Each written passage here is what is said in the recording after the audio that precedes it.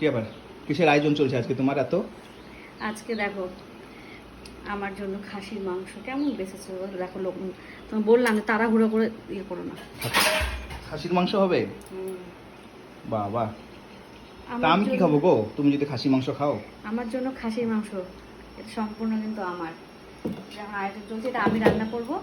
আর এদিকে আমার বরের চিকেন সেদ্ধ। দেখাও একটু উঠায় দেখাও কেমন হয়েছে দেখি রান্নাটা আমার। এই যে বাহ, তাকাই আছে তো। কেউ কি খেতে পারবে এরকম চিকেন সেদ্ধ? দুটো মানুষ দুই রকম ঝামেলা, আমার শাশুড়ি মার আবার আলাদা। মায়েরটা দেখাও। ও মায়ের এখানে হচ্ছে সেদ্ধ। তিনটা মানুষ তিন রকম খাবার। আমার জন্য মটন কষা, বরের জন্য চিকেন সেদ্ধ, আমার শাশুড়ির জন্য এমনি ভেজিটেবল সেদ্ধ। এই আমার মা বসে বসে হাসছে।